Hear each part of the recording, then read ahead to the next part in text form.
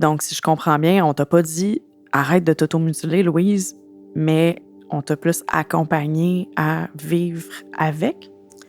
Oui, ce que je pourrais dire, c'est que sans m'en empêcher, puis quand j'avais envie de le faire, on me disait, si jamais tu le fais, après ça, tu t'occupes de la petite fille en toi qui s'est blessée.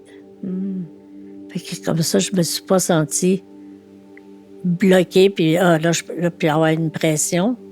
C'est que si ça arrivait, il fallait que je m'occupe de moi après. Puis je l'ai fait une couple de fois. Puis maintenant, en ce moment, aujourd'hui, j'en ai pas envie de me faire du mal. Parce que c'est ça que j'ai appris à faire.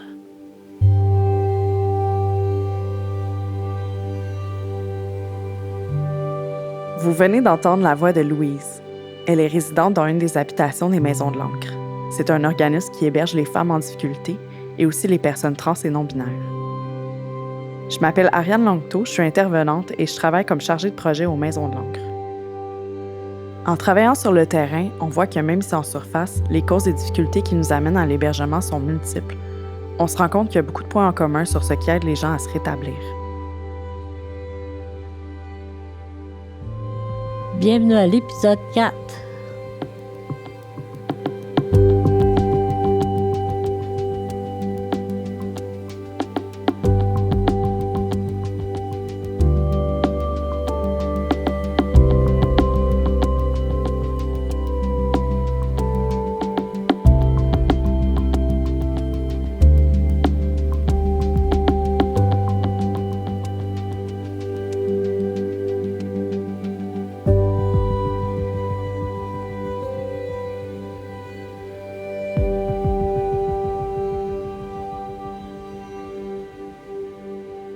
Bienvenue dans notre 4e épisode de notre balado « Je me suis rappelé que j'existais ». Bonjour Michel, bonjour Louise. Bonjour. On a déjà parcouru beaucoup de chemin avec nos 3 premiers épisodes. Michel et Louise, vous avez toutes les deux traversé des épreuves profondes comme de longues années d'itinérance et des abus sexuels dans l'enfance. Merci à vous deux d'être ici encore aujourd'hui et de continuer à partager vos histoires avec nous. Vos parcours ont souvent pu être difficiles, mais sont aussi inspirants. Aujourd'hui, on plonge dans une discussion importante sur le sujet du rétablissement, l'importance de l'environnement de notre milieu de vie pour avoir l'opportunité de se rétablir. J'ai envie d'aborder avec vous comment la vision des Maisons de l'Ancre, qui est d'offrir un espace d'accueil sécurisant et sans jugement, a pu peut-être devenir déterminante dans votre parcours.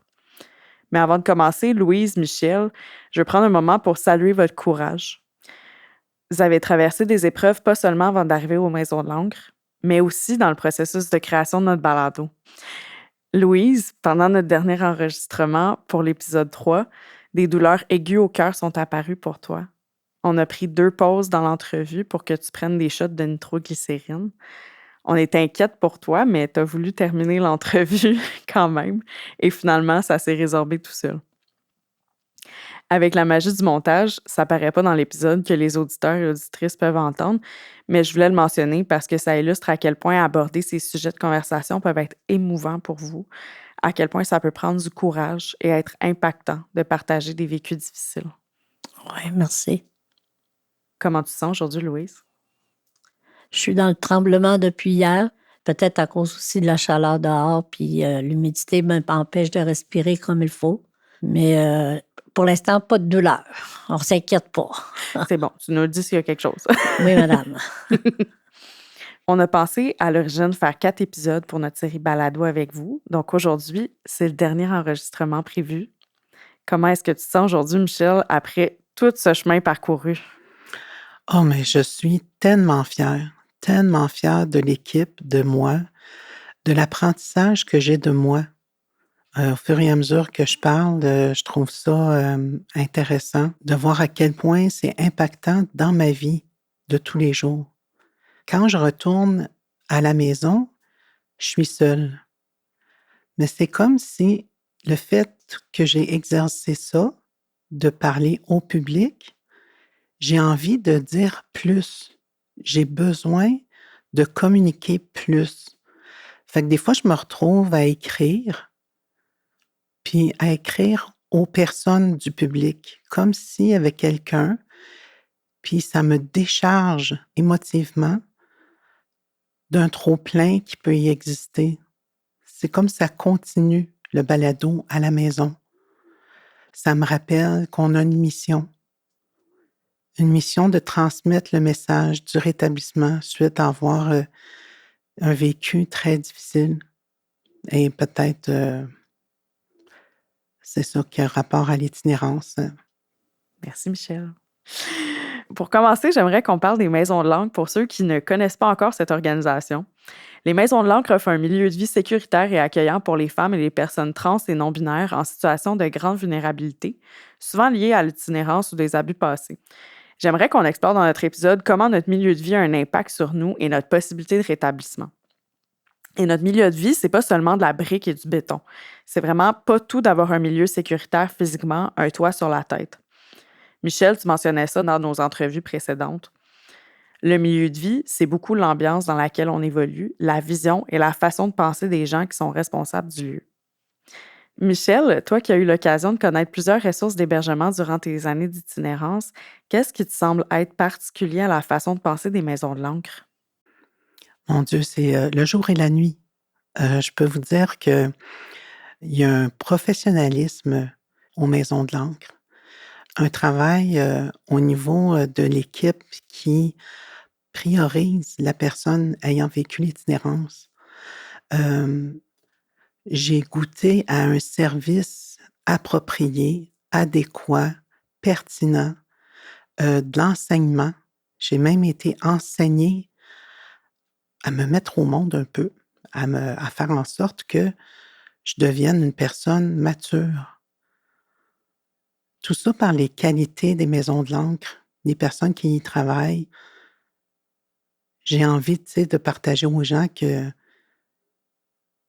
c'est tellement différent des maisons d'hébergement avec la maison où je vis présentement. C'est deux mondes complètement différents. J'ai le droit d'avoir mes propres règles, mes propres dynamiques, mes propres façons de me défendre, de dire mon point de vue. Puis je suis accueillie. Les maisons d'hébergement, habituellement, n'ont pas le temps nécessairement, n'ont pas cette opportunité-là. Si je peux ajouter aussi, ce qui fait la particularité des maisons de l'Ancre, c'est qu'il y a une approche qui se base sur la réduction des méfaits. On part aussi de principes féministes. Ça veut dire qu'on n'essaie pas, en fait, de faire rentrer les personnes qui viennent aux maisons de l'Ancre dans des cadres et des rôles. Ce qui n'est pas seulement un lieu d'hébergement, c'est un endroit où chaque personne est accueillie pour ce qu'elle est, sans jugement. On n'héberge pas les enfants, donc les personnes qui vivent ici ne peuvent pas être accompagnées par leurs enfants. Le fait de ne pas avoir d'enfants aux maisons de l'Ancre nous permet plus facilement d'avoir une approche dite de réduction des méfaits. La réduction des méfaits, c'est une approche avec laquelle on choisit d'accompagner les gens dans la diminution des risques liés à certains de leurs comportements ou choix. C'est sûr qu'on accompagne les gens dans leurs choix, en parlant des conséquences qu'ils pourraient avoir, mais on ne va pas juger les décisions que les personnes prennent. Par exemple, si on accompagne une personne utilisatrice de drogue, on ne va pas lui dire de ne pas consommer, mais on pourrait l'accompagner pour consommer de façon plus sécuritaire si c'est son besoin. Louise, comment ça s'est passé pour toi, en fait, cette approche sans jugement et de réduction des méfaits? As-tu un exemple d'une chose que tu as remarqué dans ton expérience aux maisons de l'Ancre? Ce que je pourrais dire, oui, il y a une chose de différente, c'est que je me suis sentie écoutée. Et ça, c'est très important. Puis les maisons de l'Ancre, là, c'est la meilleure place. Parce que moi, c'était l'automutilation et j'ai été accompagnée là-dedans. Puis on m'a beaucoup aidée, puis on m'a beaucoup donné de conseils. Puis c'est touchant.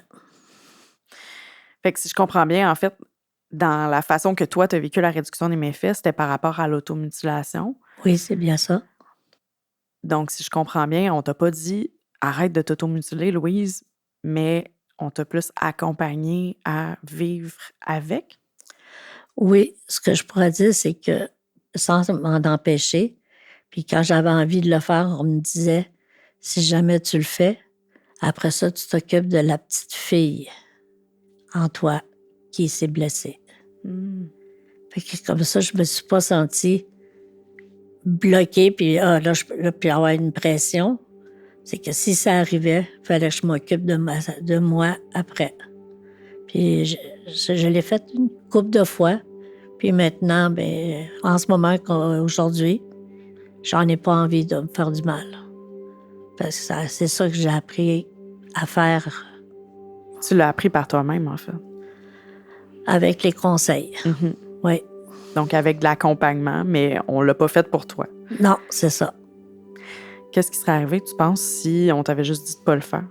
Je l'aurais fait. Moi, tu me dis, tu fais pas ça, je me serais pas contrôlée, puis je l'aurais fait. Tandis que j'ai appris à me contrôler. En me disant tu t'occupes de la petite fille, fait que Merci. bienvenue.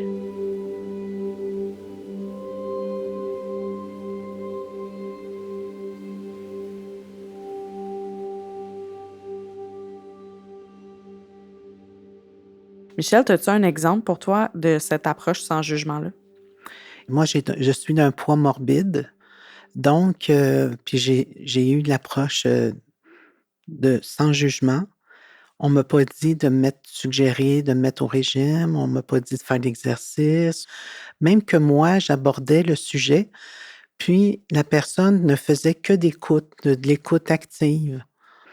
Alors moi, je me suis vraiment sentie accueillie. Puis quand je parle d'une façon que je fais attention à ma nourriture, admettons, ben je suis juste écoutée. Je suis vraiment écoutée, fait que ça diminue, le fait tu sais les qu'en dira-t-on, des fois qu'on peut avoir, dans la société, tu sais, ben, elle devrait prendre un régime et puis tout ça. Mais je me sens pas comme ça du tout, du tout. Puis si on me disait: «Fais un régime», ben je vais manger en plus. Je vais manger le surplus parce que émotivement, ça me touche trop. Je sens le rejet et je mange le fameux rejet. Alors, j'ai jamais ressenti, ça, de la part de l'équipe des Maisons de l'Ancre. Il y a des mots que tu as dit qui sont importants, je trouve, le «tu devrais». Puis ça, c'est quelque chose, je pense, qu'on essaie d'éviter dans nos interventions, tu sais, pour pas imposer une façon de faire aux gens. Parce qu'un peu, ça sert à rien, là, honnêtement, là.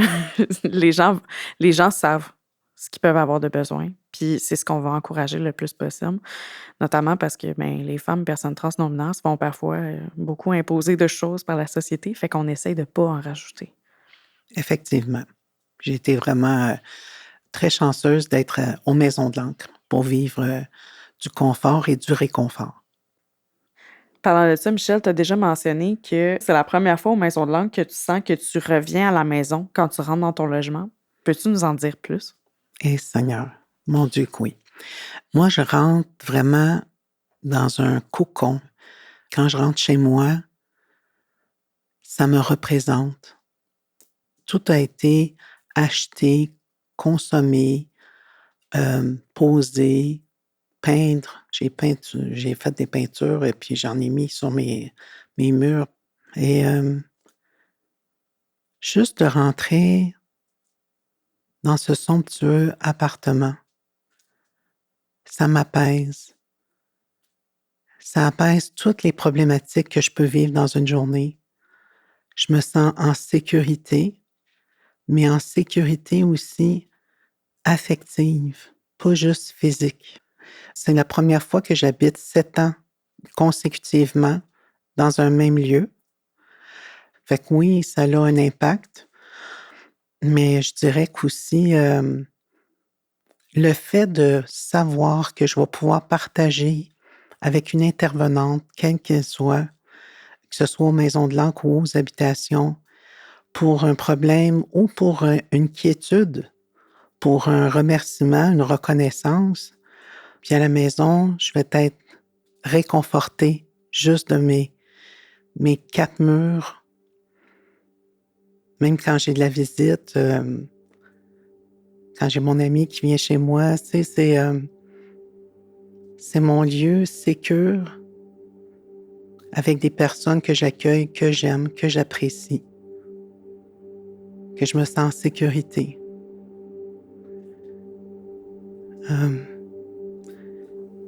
Oui, Ça te rend ému, Michel, de parler d'appartenance? effectivement.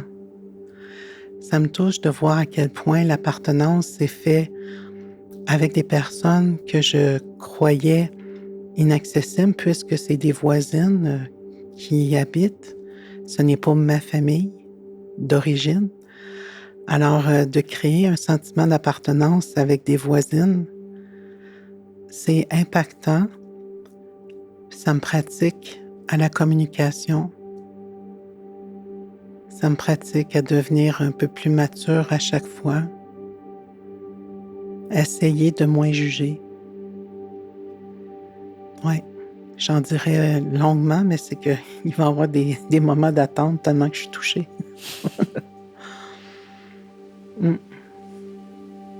Merci. Ça fait plaisir.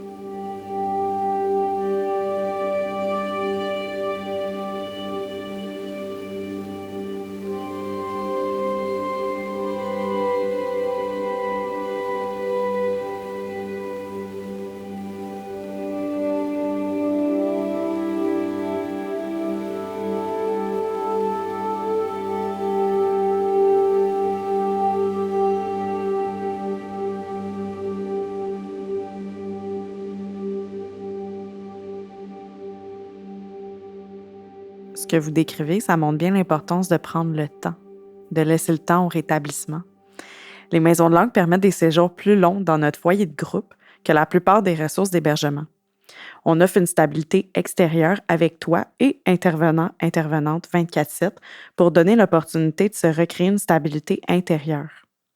Louise, tu as vécu ce processus d'accueil sans pression. Combien de temps t'es restée au foyer de groupe? 2 ans et demi. Le foyer des maisons de l'Ancre, c'est un endroit où on a une chambre, pas un logement. On peut y être pour 1 an ou 2, des fois 2 ans et demi. Et même si c'est une première ligne comparativement à 1, 2 ou 3 mois pour la plupart des autres ressources. Louise, comment est-ce que tu te sentais après 3 mois au foyer?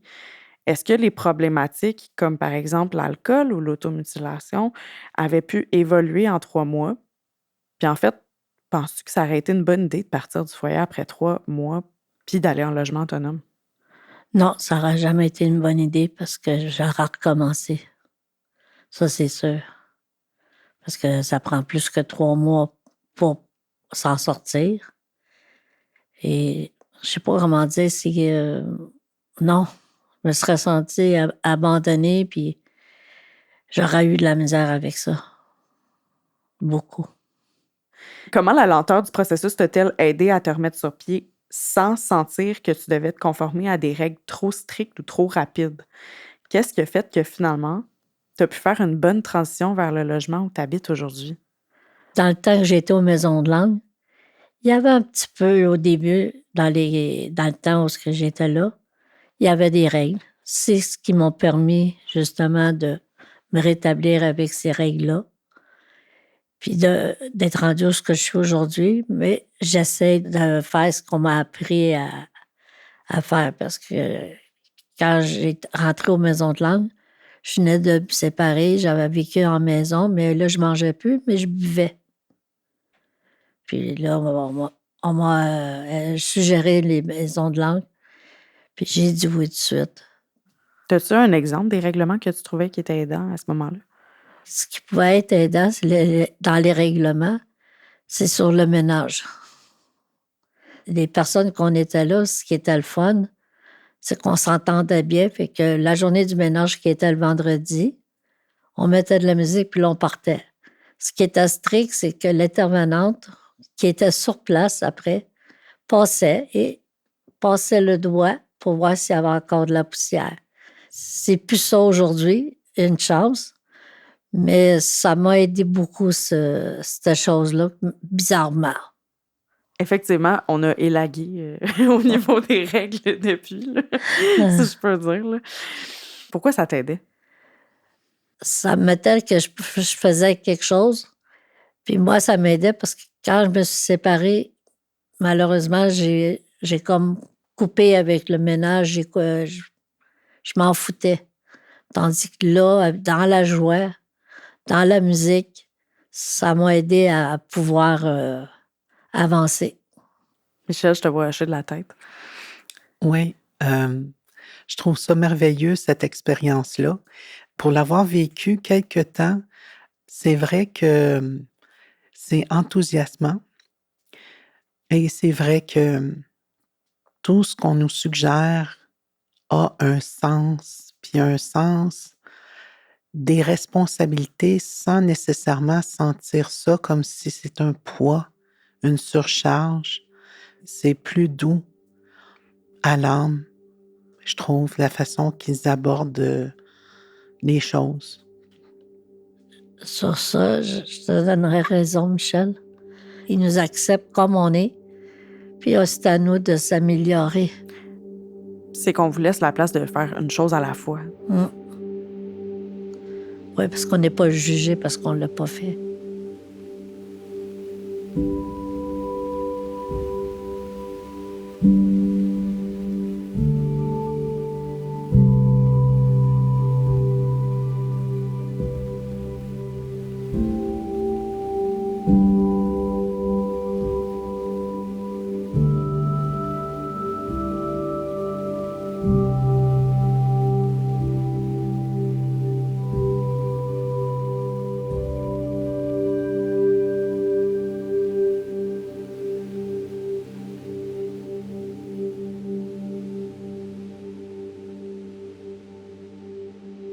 Michel, est-ce que tu peux nous parler un peu de ton parcours par rapport au temps qu'on a besoin pour se rétablir? Que c'est vraiment aidant d'avoir un milieu qui nous offre du temps et qui ne nous bouscule pas. Par exemple, quand tu es arrivé, tu savais pas cuisiner, tu te sentais parfois très isolé. Comment ce processus de réapprentissage s'est fait pour toi dans le respect de ton rythme? Bien, je dirais que c'est vrai qu'il y a un processus qui s'installe au tout début, c'est-à-dire, premièrement, de s'adapter à l'endroit où j'y vis. C'était pas évident, tu sais, je couchais avec, mes clés, mon pack-sac, puis je couchais par terre. J'avais même un lit, mais je ne couchais pas dedans parce que j'étais trop, étonnée que je pouvais, demeurer à cet endroit-là. Moi, je trouvais que c'était trop beau pour moi à ce moment-là. Ça a pris du temps parce que je l'ai pas eu facile. Fait que là, tout ce qui est beau, c'est comme si ça ne se peut pas. Puis ça m'a pris peut-être 2 bonnes années comme faut à m'habiter physiquement, à m'habiter pas nécessairement dans mon corps, mais beaucoup plus dans mon studio et m'octroyer aussi pour, découvrir mon environnement, c'est-à-dire les magasins, les boutiques, les supermarchés, savoir où je suis. Ça a été fait, ça, je pense, à partir seulement de la deuxième année. Aussi savoir cuisiner, ça a été dans 2 et troisième année, mais psychologiquement, s'installer, c'est à partir de la troisième, quatrième, cinquième année. Juste, émotivement, psychologiquement, ça a pris tout ce temps-là pour m'habiter, mon corps, mon esprit, mon âme. Ça prend toute cette année ces années-là pour me sécuriser intérieurement et extérieurement, sans nécessairement, être, une personne, agressive. C'est de pratiquer, de ne pas être, trop colérique. Avoir des moments de répit, puis des moments de ressources pour expier les ressentiments. Moi, ça m'a pris un minimum de 5 ans solides pour, arriver à maturer, puis, à vivre comme à peu près tout le monde, mais sans intervenante, malheureusement, je ne peux pas. Je dois admettre ces limites. C'est exactement pour ça qu'on offre, tu sais, des logements. Si tu as un bail, tu sais, qu'il y a pas de date limite à ce bail-là, là, tu sais, C'est tu ça. peux, rester le temps que tu as besoin, puis si c'est pour le restant de ta vie, ben, tant mieux, tu sais, Ouais. tu y as accès, parce qu'on reconnaît que ça peut prendre ce temps-là, se rétablir quand on a vécu les affaires difficiles, là. Ouais, effectivement. Merci. Venons-en à un autre aspect fondamental du rétablissement, la confiance et l'autonomie. On laisse les résidents-résidentes faire leurs propres choix, même si parfois ces choix sont pas les plus évidents ou les plus sécuritaires. Ça fait partie d'une vision de l'apprentissage de l'autonomie et de la maîtrise personnelle. Louise, est-ce que tu te souviens d'une situation à part concernant l'automutilation où les intervenants-intervenantes t'ont laissé faire un choix difficile, même si elles n'étaient pas forcément d'accord avec toi? Comment ça t'a aidé dans ta confiance en toi et dans ton rétablissement? J'ai une situation dans la tête, je ne sais pas si ça répond à la question. Il y a eu un moment où j'étais en colère et malheureusement, j'avais un couteau. Puis moi, je me suis pas occupée avec volontairement, mais la colère, je l'ai comme pris le couteau puis j'ai frappé dans le mur. Puis ce qui est arrivé, c'est que la main a glissé pour pogner la lame. Fait qu'après ça, il a fallu qu'on dise OK. Puis là, je suis allée les voir, là, les intervenants qui étaient sur place. OK, maintenant on appelle, tu vas aller à l'hôpital, puis c'était comme, c'est tough de repenser à ça quand tu dis qu'aujourd'hui, où est-ce que tu es rendu, comment tu aurais pu faire pour faire ça? Tellement que j'avais de la colère à l'intérieur. Aujourd'hui, quand tu es en colère, j'imagine que tu rentres plus des couteaux dans le mur. Qu'est-ce que tu fais? Ben là, je me contrôle. Là, mais là, qu'est-ce que je fais, c'est que je me suis acheté un casque virtuel. Yeah. Puis là, ben, j'ai acheté un jeu pour dedans, puis qu'on joue, je joue au baseball, je joue au tennis. Quand je frappe la raquette qui est virtuelle, j'ai la même force que si je jouerais pour le vrai. Fait que la colère, elle passe sur le jeu. Fait que j'ai trouvé des solutions par rapport au conseil des habitations, des intervenantes. Puis ça marche. Ça marche énormément. Michel, toi aussi, tu as dû faire face à des moments où ton choix n'était pas forcément celui que d'autres auraient privilégié. Comment les maisons de langue t'ont accompagné dans tes décisions ou, ben, en fait, en respectant ton rythme? Je pense que c'était beaucoup au niveau de la famille d'origine. On m'a aidé à nommer ce qui était nommable, suggérer des ressources pour aller plus loin par rapport à cette famille d'origine-là et surtout des suggestions pour m'aérer l'esprit, comme aller prendre des marches, peindre. Elle me demandait, mettons, est-ce que tu as peint quelque chose dernièrement? Tu sais, pour attirer mon attention, puis dire, c'est vrai, ça fait longtemps que j'ai pas peint. Puis je vivais un moment difficile, admettons, puis je me disais, ben c'est vrai, ça va me sortir de cette difficulté-là. Sur plusieurs points de vue, j'ai été vraiment bien chapeautée là, pour accomplir des choses comme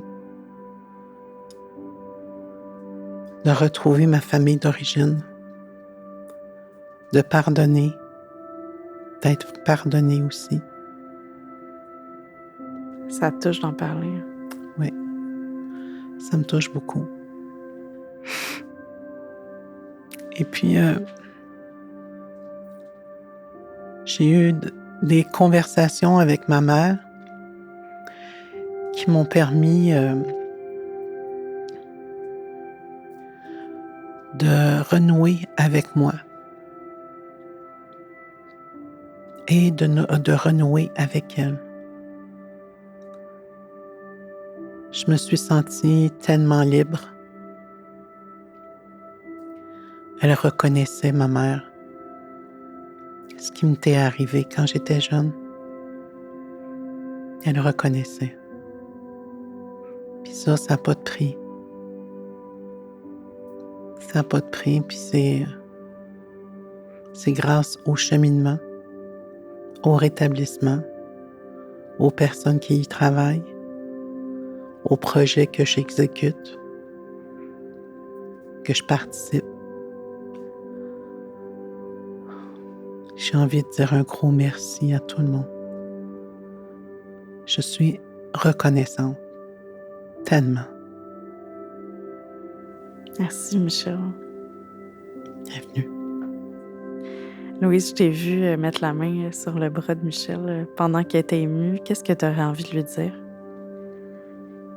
Que je l'idole. Puis je voulais juste comme la réconforter, puis lui dire que je suis là. Puis elle le sait, je pense qu'elle n'a pas besoin.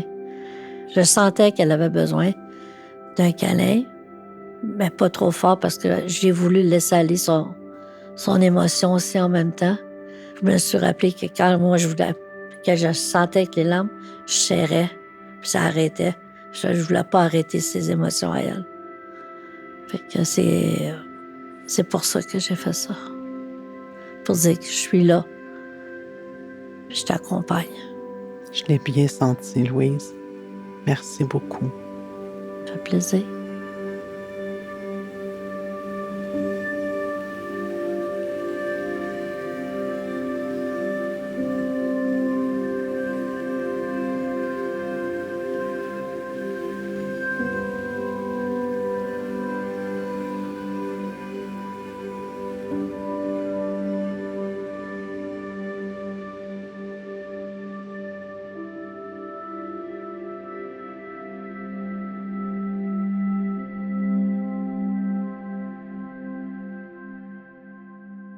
Parfois, certaines résidentes ou résidents sentent qu'ils apprécient un aspect perçu comme réconfortant des règlements, un peu comme ce que tu disais, Louise, tantôt. À ce moment, les intervenantes pourraient, par exemple, offrir un accompagnement pour créer des règles pour soi. Plutôt que de les imposer à tous et toutes, on accompagne chacune selon ses besoins. Est-ce que parfois vous avez senti que certaines règles ou organisations de votre vie quotidienne auraient pu être soutenantes pour vous? Malheureusement, j'ai de la difficulté encore pour le ménage. Et c'est ce que j'ai demandé à Laurence pour pouvoir continuer la chose. Parce que j'ai beau vouloir exister puis de découvrir que j'existe maintenant. Mais maintenant, il faut que mon logement m'accompagne aussi dans ce chemin-là. Ce qui est intéressant parce que les deux, tu sais, vous vivez, tu sais, votre établissement, si je peux dire, pas dans le même ordre. C'est toi, Michel, ça l'a beaucoup passé par prendre soin de ton environnement. Puis là, Louise, toi, c'est maintenant, après avoir pris soin peut-être de d'autres choses avant. Oui, Donc, vous avez chacune votre propre parcours pour vous rappeler que vous existez. oui. Effectivement. Oui.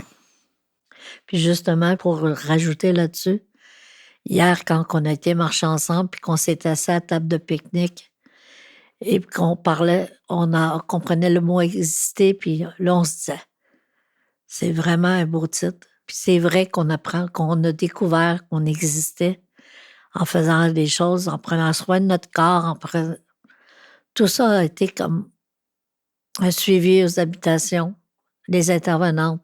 Puis doucement, on apprend, puis on réalise qu'on est là. Oui. Oui.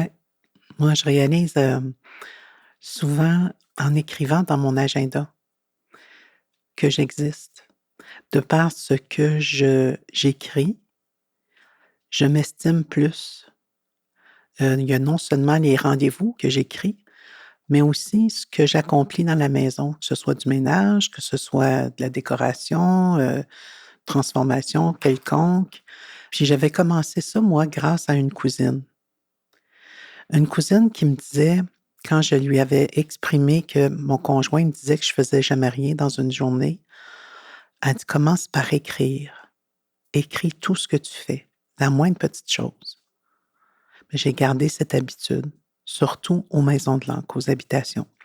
Ben là, en me relisant, je m'aperçois que j'ai rempli, une belle journée. Je me suis, félicitée, puis je continue, puis je lâche pas.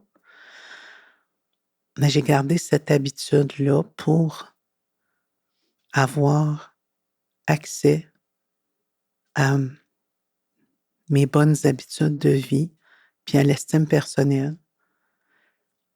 Puis là, ce qui est nouveau, c'est de réapprendre à dire mes limites à travers tout ça.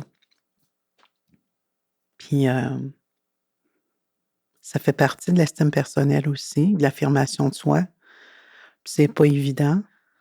Donc, je dois pratiquer à dire mes limites. Oh, puis c'est tellement pas facile. Mais ça se fait. Ça se fait, puis je me pratique avec mon amie Louise. On se pratique ensemble. Parce que je vais faire comme des sous-entendus, je m'en vais me coucher, je travaille telle situation, j'écris. Tu sais, c'est à tâtons, puis c'est tranquillement pas vite, là, tu sais. Mais assurément, ça y va. Ouais. Fait que si je comprends bien, mettre tes limites, ça permet de diminuer la pression sur tes épaules, puis aussi de prendre soin de toi. Effectivement, c'est ça que ça fait. C'est que je prends plus soin de moi depuis ce temps-là. Hein, Louise? Oui, on prend chacun soin de nous. Et toi, Louise, mettre tes limites, est-ce que ça t'aide à te rappeler que tu existes? Je dirais que oui, mais à date, j'ai pas beaucoup mis de limites. Les limites les plus importantes sont pas faites encore. Je suis contente avec certaines personnes que j'ai mis mes limites, que je vais mieux, puis que je viens moins fâchée. C'est quelque chose à faire parce que dans ma vie, j'ai jamais mis mes limites, que ce soit dans ma jeunesse, que ce soit pendant que j'étais mariée. C'est un mot limite qui est grand pour moi, que je connais pas.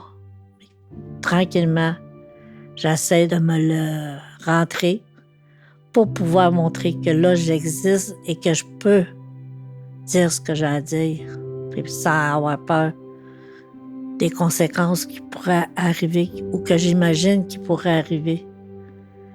Des fois, j'ai des peurs à cause de ces limites-là. Donc, tranquillement, j'essaie, puis je sais qu'avec Laurence et les autres intervenantes des maisons de langue, que je vais y arriver un jour. J'aurais dit aux gens qui nous écoutent de ne pas se décourager, puis d'y aller tranquillement, de ne pas se mettre de pression. Vous allez y arriver. Tu as raison, c'est un processus, c'est des apprentissages. C'est long, apprendre à mettre des limites, c'est tough. Puis je pense que les deux ensemble, vous l'essayez parce que vous êtes en sécurité ensemble. Puis c'est tout le temps ça que... c'est toujours ça que je dis aussi. Pratiquer avec des gens avec qui vous vous sentez safe de vous affirmer en premier. Fait comme ça, ben il y a moins de chances de, c'est sûr, recevoir une réponse négative. Parce qu'au fur et à mesure, on finit par apprendre aussi que la réaction de l'autre ne nous appartient pas. Mais ça fait partie de l'apprentissage, mais c'est difficile à recevoir ou à accepter. Oui. Oui.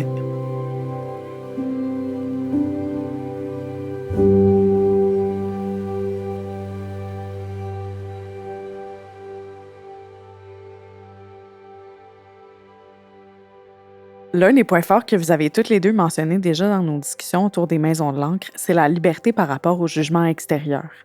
Et ça, c'est énorme quand on a vécu l'itinérance ou des abus. Se sentir constamment observé, jugé. Michel, tu m'as souvent parlé du jugement extérieur et du profilage. Tu as mentionné, par exemple, à l'épisode 1, avoir été profilé par une ressource d'hébergement qui t'avait barré parce que tu avais simplement parlé de tes émotions difficiles, et par des policiers qui t'avaient profilé en tant que personne vivant de l'itinérance et probablement traité plus durement à cause de ça. Est-ce que tu pourrais nous en dire un peu plus sur c'est quoi pour toi le profilage? Ben, le profilage, c'est pas tellement compliqué comme... C'est de penser que la personne peut être excessivement agressive par la façon dont elle se tient, par sa corpulence, par sa grandeur, par son regard, son type de regard. Puis la dernière fois que j'ai eu une conversation avec un policier, c'était pour un état d'urgence. J'étais pas bien, mais le policier a très, très bien agi. Puis c'était des personnes gentilles, coopératives, qui me demandaient qu'est-ce que j'avais. Puis j'avais tout simplement un mal à l'âme à ce moment-là parce qu'il y avait eu un changement de médication. Le médicament ne fonctionnait pas sur moi, puis ça créait de la psychose. Alors, puis ils ont très bien agi, avec beaucoup de gentillesse. C'est un exemple, en fait, où tu as pas été profilé, où on t'a accueilli. Effectivement, c'est en plein ça. Puis est-ce que tu as senti qu'aux maisons de langue, tu étais enfin à l'abri de ces regards-là? Ah oui, tellement que quand je m'en allais, quand, tu es en autobus puis tu as un poids morbide, tu es regardé de travers par les gens. Fait que ce que je faisais, j'appelais Laurence, je lui disais: «Il y a quelqu'un qui me regarde de telle façon et j'aime pas ça». Puis là, Laurence, elle me disait: «Soutiens son regard. Soutiens le regard que la personne te fait. Ne lâche pas». Puis ça m'aidait. Tu avais du pouvoir. Voilà. C'est ça. Et elle existait. Effectivement. Merci, Michel.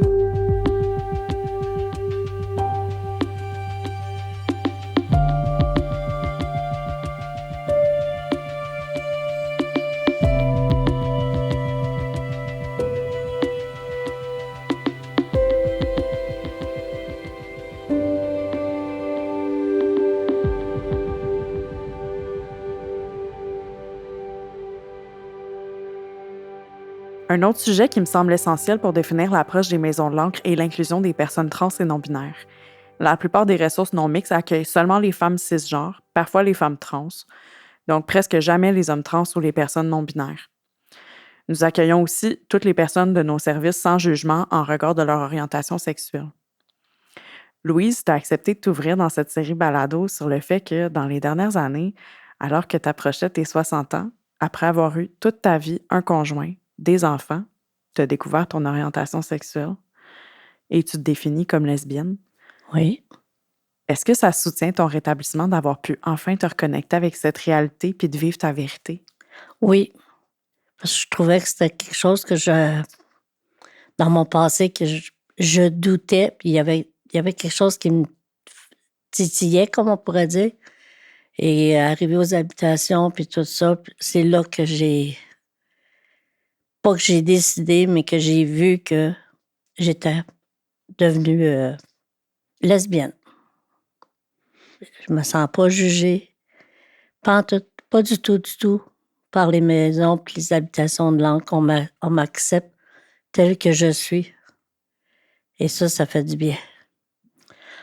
Parce que ça m'a permis de le sortir et non de le garder enfoui puis toujours avoir le doute. Fait que oui, ça m'a aidé. Je m'accepte, je m'aime et je prends soin de mon corps et je veux devenir plus féminine. J'essaie de tout changer ça par rapport à ce que je suis devenue puis à ce que je veux rester. Et j'existe en étant lesbienne.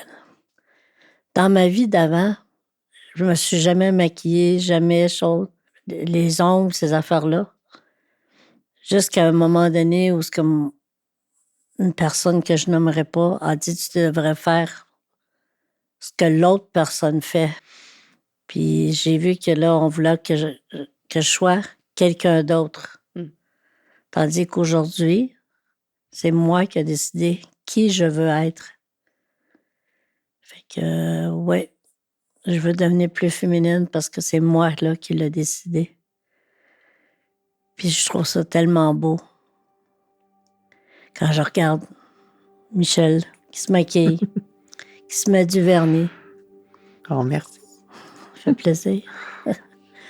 Puis c'est ça, je veux être quelqu'un d'autre.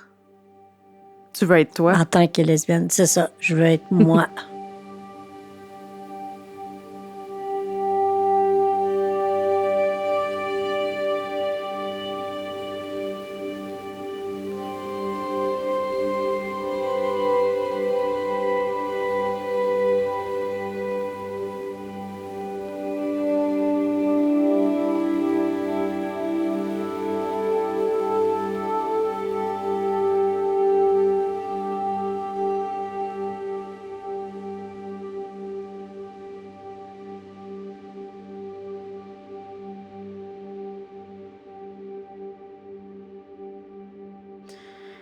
Comme dernier sujet pour notre épisode, j'aimerais finir en beauté et aborder l'empowerment, un aspect clé de la vie en maison d'hébergement ou, en tout cas, selon la vision des maisons de l'Ancre. Se sentir capable de reprendre son autonomie, de faire des choix pour soi-même, c'est un chemin difficile mais tellement important. Aider les autres, ça peut être une partie importante de notre cheminement pour nous sentir capables, autonomes, avec du pouvoir. C'est l'idée derrière les activités de père aidance. C'est ce de quoi je m'occupe en tant que chargée de projet aux Maisons de l'Ancre. L'un des éléments les plus forts dans l'accompagnement des résidents-résidentes aux Maisons de l'Ancre, c'est la valorisation de l'expérience vécue. On parle souvent d'empowerment, entre autres par la père-aidance, et c'est au cœur de l'approche des Maisons de l'Ancre. La père-aidance, c'est quand des personnes ayant traversé des difficultés comme l'itinérance ou des dépendances offrent leur soutien à d'autres. On voit aussi ça dans les fraternités, comme par exemple celle très connue des alcooliques anonymes. C'est une manière de reconnaître la richesse des parcours et de permettre à chacun de partager son savoir-faire et son vécu de façon mutuellement bénéfique. Aux Maisons de l'Ancre, on ne fait pas de jumelage un à un, mais des ateliers collectifs. Par exemple, certains résidents-résidentes offrent à d'autres des ateliers de cuisine, d'art ou même de zoothérapie. Ça permet à la fois d'apprendre et de redonner.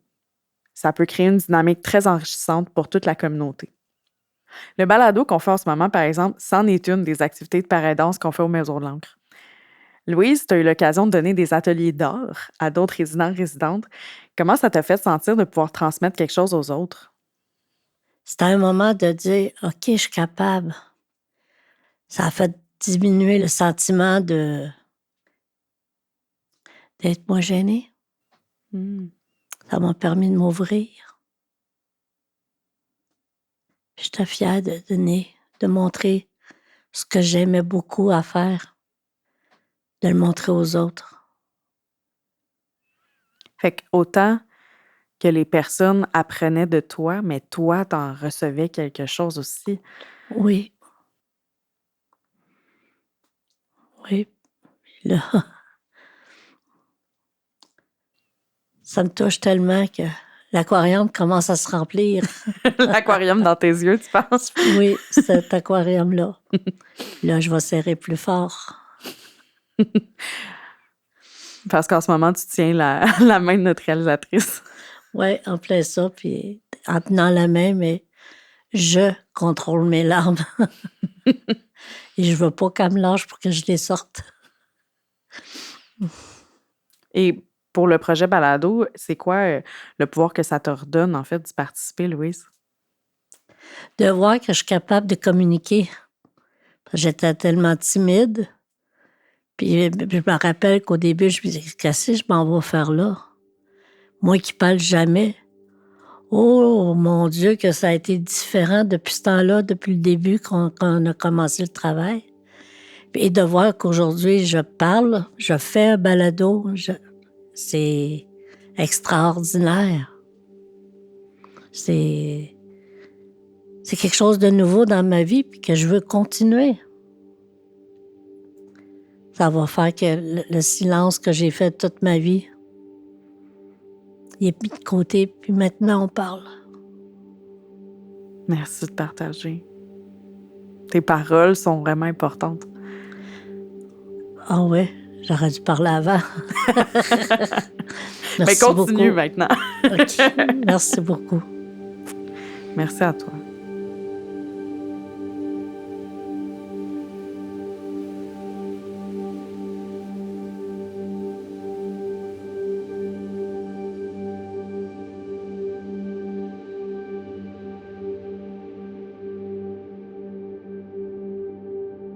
Michel, de manière similaire aux ateliers de père-aidance, tu as développé avec un groupe des Maisons de l'Ancre des formations qui seront données à des policiers et des employés de la ville pour qu'ils et elles comprennent mieux les réalités multiples de l'itinérance.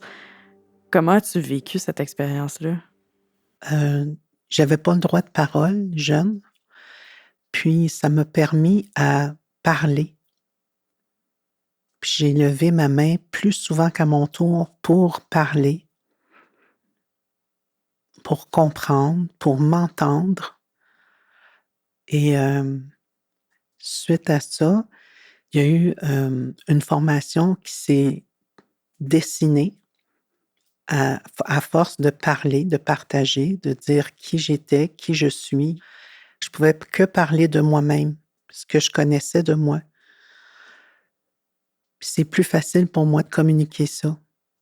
Ce qui est arrivé, comment est-ce que je suis rendue maintenant, puis où j'aimerais aller. C'est un grand changement pour moi. C'est même difficile pour moi d'en parler. À quel point que ça m'a fait évoluer. Puis ça m'a donné le goût de rencontrer le public avec un livre, avec un balado, avec un bonjour quand je marche au parc. J'ai envie de promouvoir le mieux-être, l'humanisation. Pour une connexion à l'autre. Oui, c'est ça. J'aurais quelque chose à rajouter sur l'itinérance. Quand on s'est mis à en parler, Michel et moi, ça a changé mon regard. Parce qu'avant, j'avais comme peur. J'osais pas les regarder. Puis aujourd'hui, c'est le bonjour. Ne jugez pas par la façon que les gens sont habillés, les itinérants. Donnez-leur juste un bonjour. Ça va faire leur journée. Ils vont sentir qu'il y a quelqu'un qui pense à eux. Oh que oui. Surtout avec un regard droit dans les yeux. Comme tu me regardes là, présentement, Ouais, c'est comme si on a le droit d'exister. ouais. C'est ce qui arrive, c'est que ça illumine notre regard propre aussi. Puis on se réveille. Moi, quand les personnes m'approchaient, c'est comme si quand ils me disaient bonjour, droit dans les yeux, ils me réveillaient. Ils me disaient, Michel, je sais que tu es là. Je sais que tu as honte. Je sais que tu te caches. Mais moi, je te dis un beau bonjour. Il y a d'autres personnes qui t'ont permis de voir que tu existais pour que toi, tu te rappelles que tu existes. Oui, effectivement. Oui. Ça te fait monter les larmes aux yeux de parler de ça. Oui. Oui, parce que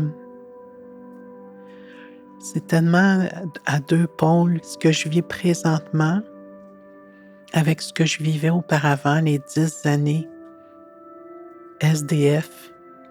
Franchement, là, la comparaison est tellement grande que je me rappelle des bonnes gens qui pas nécessairement me donnaient de l'argent, mais me donnaient leur âme. Je voyais l'âme à travers leurs yeux. Je crois que ça m'inspirait. Ça me donnait de l'espoir. Merci, Michel.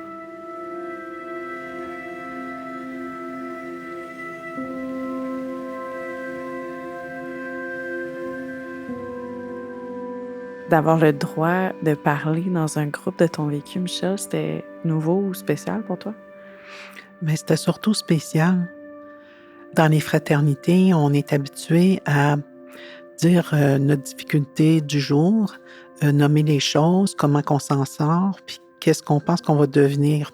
Par contre, avec des experts du savoir, de se révéler à la société qui fonctionne naturellement avec un salaire qui vienne de l'étude, des hautes études, ça m'impressionne. Puis me dénuder auprès de ces personnes-là, ça n'a pas été de tout repos, mais ça a été nécessaire.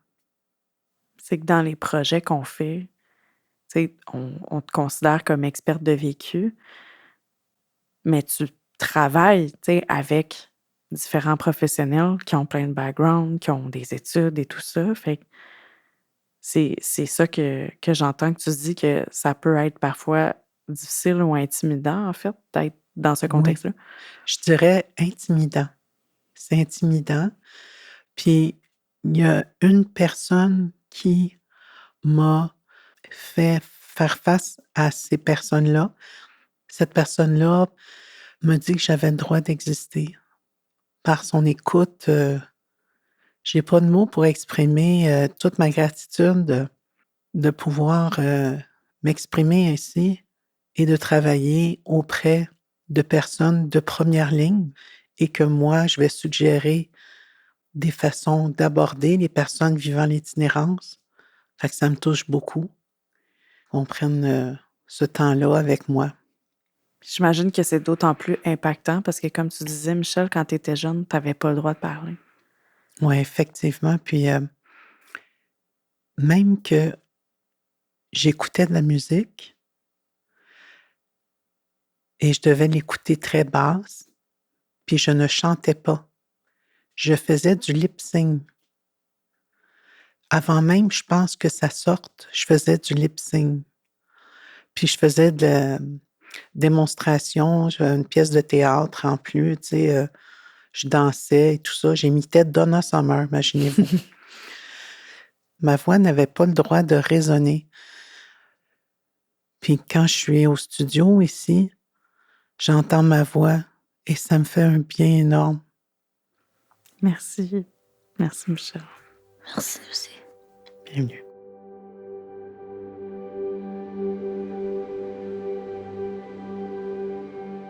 J'ai tellement envie et besoin d'échanger avec les gens. C'est ce qui fait que je vais donner et animer des ateliers et que j'ai pas envie de m'arrêter de parler et de communiquer. Puis on veut surtout pas que tu arrêtes parce que c'est très pertinent ce que tu dis. Merci beaucoup.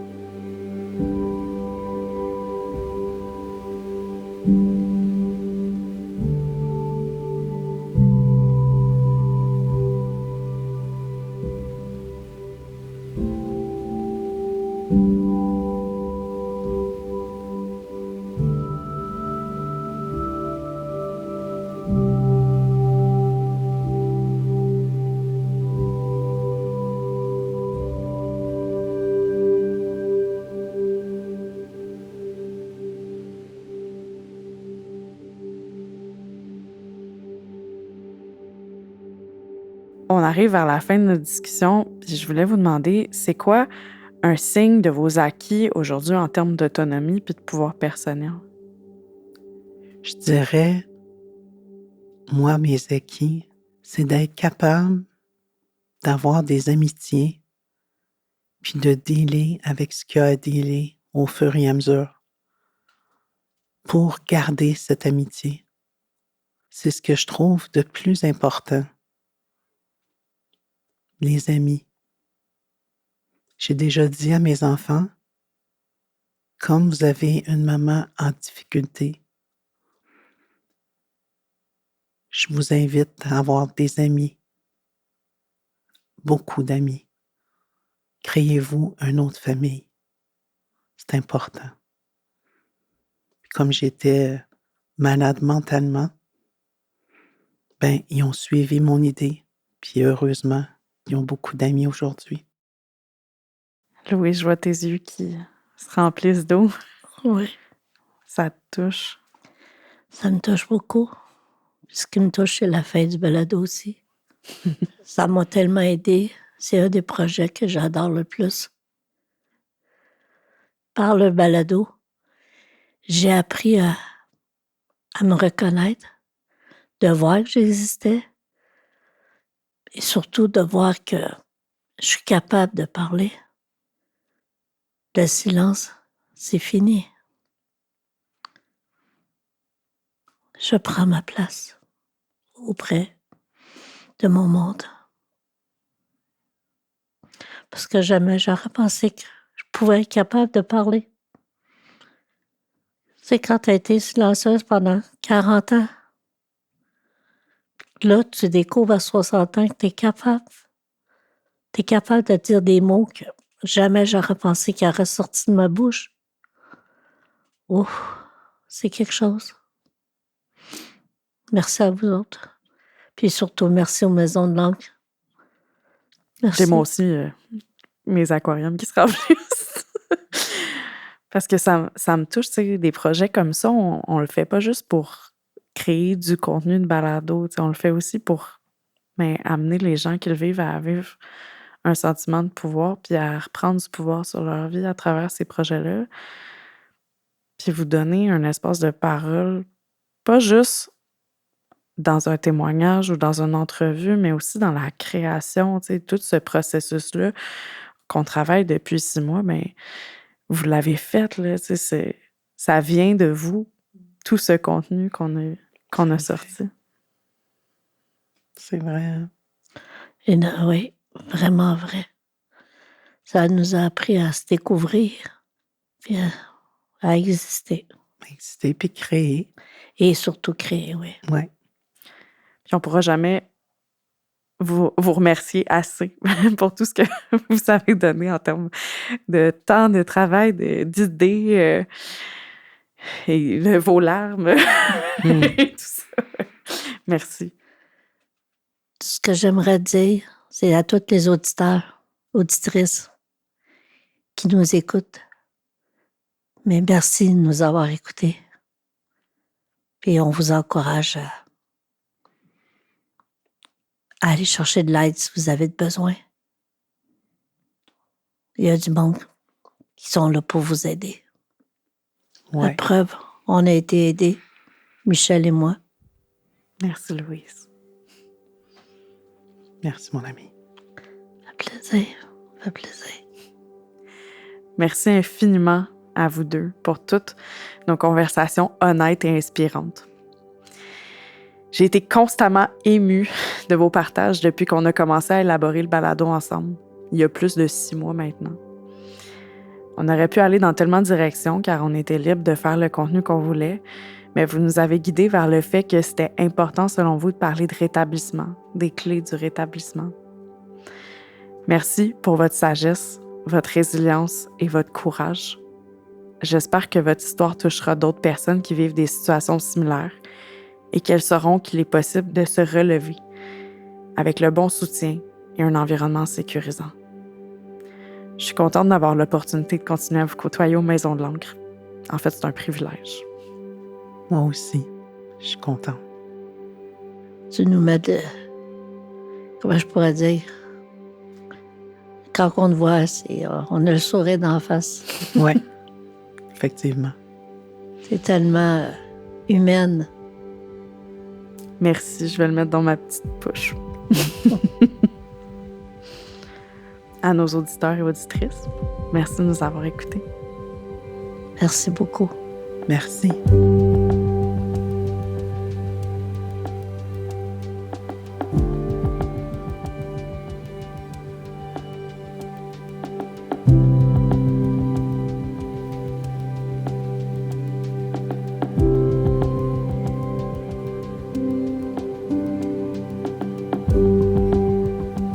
Si vous voulez en savoir plus sur les Maisons de l'Ancre, cliquez sur les liens dans les notes écrites du balado sur votre écran. L'organisme dépend de donateurs pour continuer à exercer sa mission. Notre balado est enregistré à Montréal et conçu par le comité balado des Maisons de l'Ancre et la réalisatrice Zoé Gagnon-Paquin.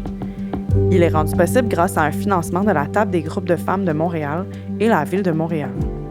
À l'enregistrement, Kevin Gironnet et William Morer de Virage Sonore. Composition et post-production, Louis-Olivier Desmarais.